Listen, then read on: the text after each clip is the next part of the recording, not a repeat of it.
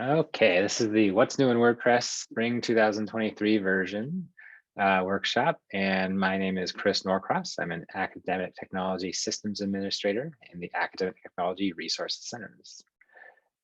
And this workshop, like I said, is for Spring 2023, so it's been updated.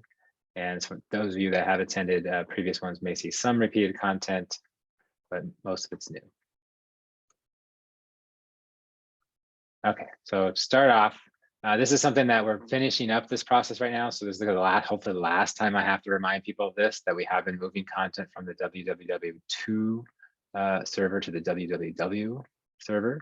So there's a lot of information on this particular slide, but the most important thing is just know that most likely your site's already been moved to the www server, because pretty much all the sites have been moved with the exception of a very small number. I think we have like literally less than 6 sites left to move, and they're kind of special sites. So most likely nothing that you're involved in. And so that means that any links you create, anything any materials you give out, like brochures, things like that, make sure your links are updated so that they reflect the actual new address, which generally is pretty easy because you just take the 2 out of the www2, and in most cases you're going to drop the pages. So for example, HRC site went from www.palomar.eu/pages/HRC to www.palomar.eu/HRC. So simplified, newer, faster server, better all around. We are continuing to support the older links for now, but we are, as time goes on, removing those redirects for those old links. So at some point, those old links will stop working. So again, just want to update your materials. If you know there's any external third-party sites linking to your site, make sure they get their links updated, that kind of stuff. And that's pretty much the most important thing about this particular project we've been working on. We're just about, like I said, completely finished with it. All right, moving on. Also, again, kind of a repeat, but I want to go over a couple of the things just that some of you may not be aware of with the new WordPress theme we've developed that we released last year, kind of summer last year. Palomar 2022 is what we're calling the new theme. So I'm going to go ahead and show off a couple of things about the new theme, just in case you weren't aware. Obviously, it's a new design. I'm in a training site that's using the new theme. And one of the things I mentioned here is the contact information area. So I just wanted to point out, if you haven't figured it out already, by default, the contact information will show the email address of whoever the site administrator is. So whatever is in these settings, in fact, I'll show that right now. I'm going to go to the dashboard. If I go to settings general, there is an email address. That's the administration email address. That is the email address that shows up in that contact information, unless you override the contact information by going to the options area.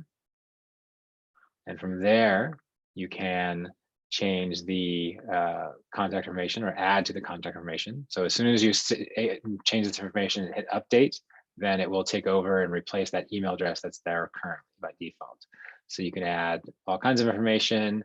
As an example, I think I'll use the HRC as a good example of a site that uses the contact information, just because we have a lot of information there. So our contact information here on the HRC site, you can see we have the department name listed. We have our the address to our offices.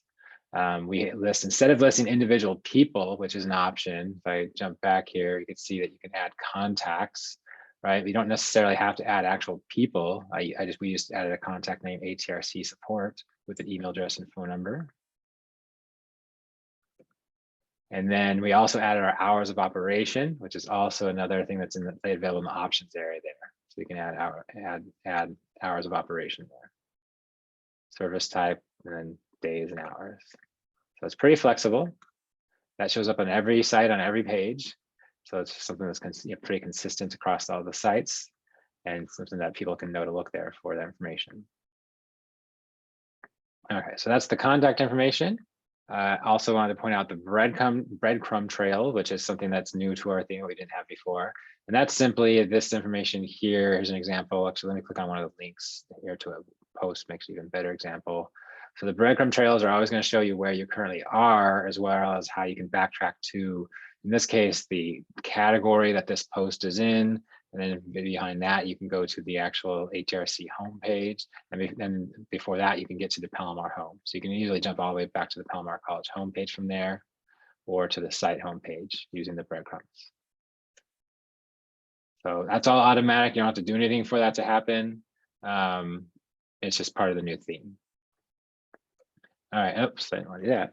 Last one is the jump links. And that one I actually wanted to demonstrate. A lot of people aren't familiar with what this is, these jump links. So as an example, on our WordPress Central site, our main homepage or resources page has 2 jump links. And if you click on either one of these, it jumps you down the page to that section.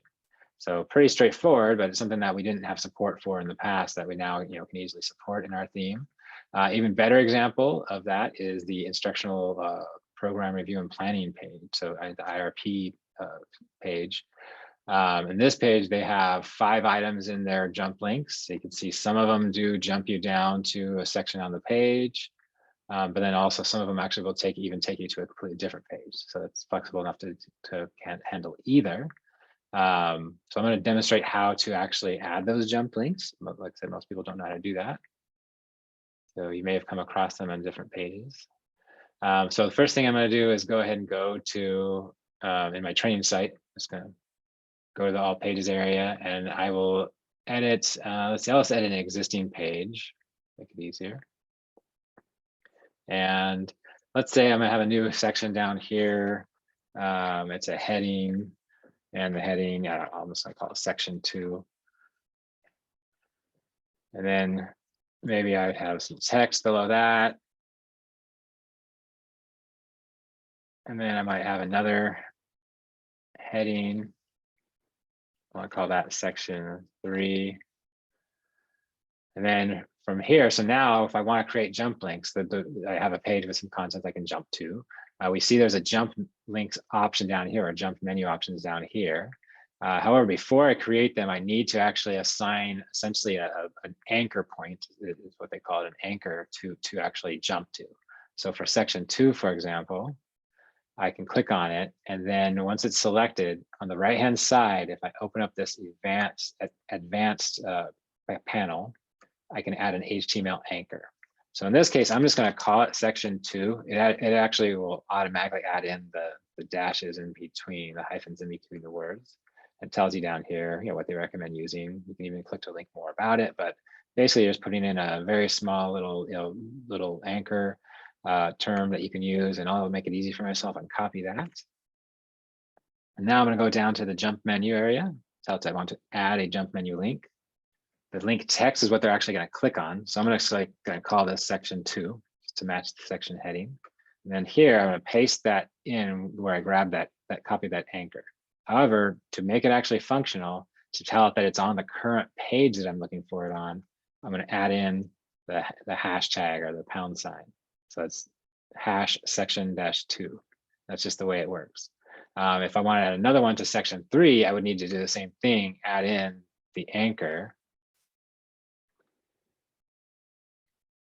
And I could use the number 3 there if I wanted to. I'm just using the word, and then do the same kind of thing. Now, there's no reason why the jump link text has to match or be similar to the jump link target text I use. Like this could be anything. And then I'm going to go ahead and just update and then view the page. And so these things are, page specific. So you can have different ones on different pages. We're not using it all.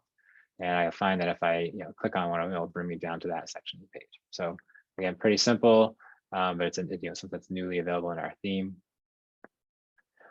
These links can be to other pages. So I'm just going to demonstrate that by adding another jump link. And this one's just going to link to example.com, for example. Update that. And I'll view the page and show that one now, if I click on it, it takes me out. And this is just, literally an example domain, not a real page. So there you go. So that's jump links. If you have any questions, problems with those, just let me know. All right, let's go ahead and move on now. I don't know, anybody has any questions about these jump links or any of the contact information, anything like that, let me know. You can feel free to use the chat. Okay, so next thing is something new about the block editor is the buttons block. The buttons block has existed for a little while, but we've made some changes to it. We've now styled it in the Palomar style, which is great, because before they were just black buttons and didn't look anything like our normal red buttons we usually use at Palomar, at least the ones we've been using for a few years now. So I've got a link there to the article about the buttons block if you just want to learn about in general how it works. However, I'm going to go ahead and demonstrate the buttons block to show you the new styles. So I will edit the same sample page just to keep it simple. And so I would first figure out where I want the buttons to be. Maybe I want the buttons to be in the section 2 area. So I'll give myself some space there. And the block itself is called buttons. So if I use the slash option there and typed buttons, it'll come up on the list. It was already there. I just typed it in just to filter it. And right away we see it has the red text with the, and it will have white, or sorry, it's a red button with white text on it is what the default is. And that's generally, what we recommend. So I'll just call this one button 1. And I'm going to hit enter. Immediately allows me to put another one, button 2. I can add as many as I want. And there's no limits as far as I know to the amount of text that can be in them. So, and then I can also even make 2-line ones by holding down Shift and hitting enter and then typing the second line in. So pretty flexible there. There's a whole bunch of options for it, which I'll get to in a second. But before I do that, I want to point out that when you're editing the buttons block, inside the buttons block are a bunch of individual buttons. So I've got 4 buttons. So I can select each button and I can change things about them, like link them, for example. And normally buttons will do something, right? I can just create buttons that don't do anything. So button 1, maybe that, obviously the text itself, you would use something more descriptive, but I can link that to wherever I want. Now that's linked, and then so far, I can do with the rest of them. If you need to make changes to all of the buttons, you need to select this button here, which selects the whole buttons block. So that's something I just like to show because it's not obvious. Sometimes it's hard to figure out how to change all the buttons at once rather than options for individual buttons. But one thing you can do is if you select the buttons plural block, the one that contains all of them, rather than just an individual button, you'll have the option to change the orientation. So you can do vertical orientation of the buttons if you want. I find that the horizontal orientation is used more often, but again, you can change that however you want. There's other options for lining up buttons too, like you can center them and right align them as well. So that's nice. You can justify it. You can also control the size of the buttons. So maybe maybe for some reason you want this first button to be 50% of the width of the page, and then you want another one. Well, what if I want that one to also be 50% of the width? Well, it just moves the other ones down, right? So you can individually change the button sizes.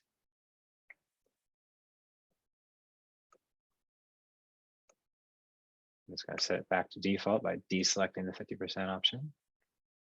And let me go ahead and update this page and just show you what they look like on the front end.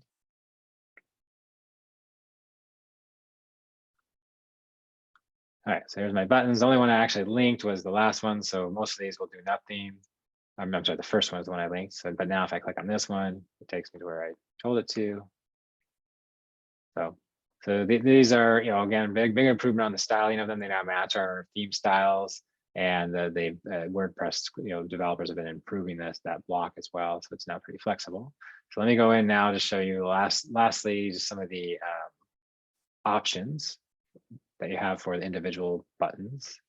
Actually, some of these options you could do for all of them. For example, the size default. If I want to change the size of smaller text buttons, I can do that. We're still playing around with these options, trying to figure out what the optimum sizes are going to be. But either way, if you want more prominent buttons, you can certainly use the large option or the medium button even. The weird thing is that default is actually somewhere between small and medium. So we're trying to figure that out still. You can reset it by choosing this option right here. So under typography, reset all. That's the default now. And then I can play around with the sizes if I want.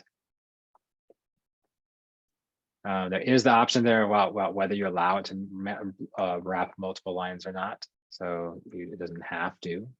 You could turn that off, but the default is to allow it to not wrap multiple lines. And that's especially useful depending to figure out how you want it to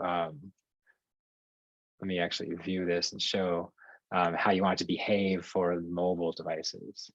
So, you know, on a mobile device, if I make the windows smaller, you see they start stacking when they have to. However, if I go back and change that setting,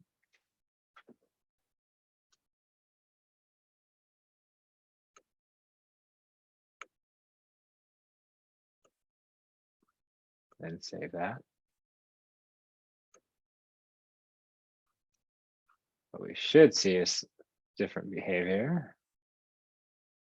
You see it keeps them on one line, although it does squish them down to the point of not being very useful in my opinion.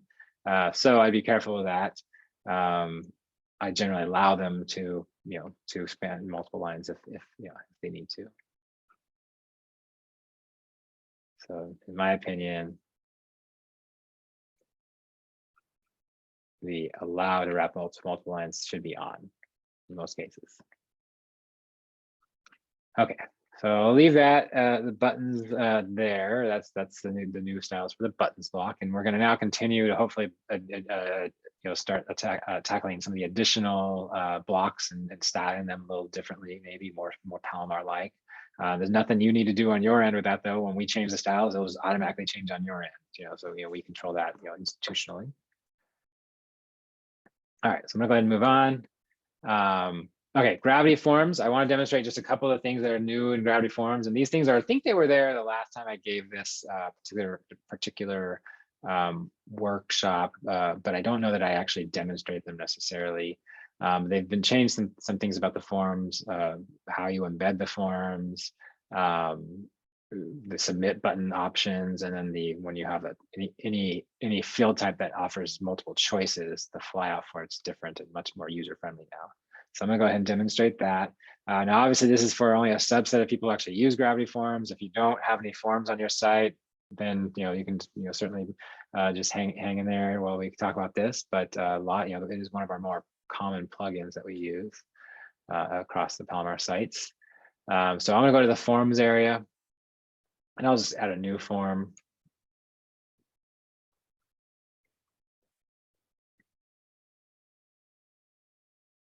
So the first thing there that it talks about that I don't have anything to really embed yet, but if the form were ready, if you now have this embed option here in when you're editing a form, and it brings out this whole flyout panel that gives you a lot of options, including adding this form to existing content, creating a new page or post to add it to. Or if you're using an older style editor, not the block editor, you can just copy the short code. And that's the way we used to do it. You could copy the short code and insert it in, or there actually was a button in the classic editor where you could insert the short code. But one of the advantages we have now is that the forms actually will display much more nicely in the page when you use the block essentially. So let me go ahead and just add a couple fields to this real quick. I'm not even gonna bother I'm not going to bother getting too fancy with it. I'm just going to leave everything at the defaults. And then I'll go ahead and save that form and just show how you now can very easily just create a whole new page if you want. Obviously, I'd give it a better name. And it'll automatically insert that form on there. And you can actually see the form fields right in the editor rather than just seeing the short code. So for anybody that's worked with gravity forms before and hasn't seen this change in behavior, this is really cool that you can do this now. I can go in and edit the form directly from right in there, so it's kind of nice. All right, so that's the embed options. So that's all changed and much more user friendly, easier to do now. Second was the inline submit button. So the submit button's now here in line in the form. It used to be that you had to go to the settings area, go to form settings, and then there were options there for the submit button. This is much more intuitive, I believe. Certainly the developers of Gravity Forms think so. And so if I click on it here, I do get options that show up on the right-hand side, just like all the other fields. If I click on them, it gives me the options on the right. So it's very much in line with what what you're used to. And then otherwise, the options are pretty much the same. I don't know if there's anything different about the actual options. It's just where they put them and how how much easier it is to get to them. There are some advanced options. So I think that actually, I think that option might be new. I don't remember the submit button with option being able to fill a container like that. So that's kind of nice. But otherwise, just the same options. All right. And then lastly, the choices fly out. If I add certain field types to a form, let's see, the drop down should be a good one. So then I'll click on that to select the drop down. There, where you actually add the, let's see, add the field. There we go. That's not what am I looking for here?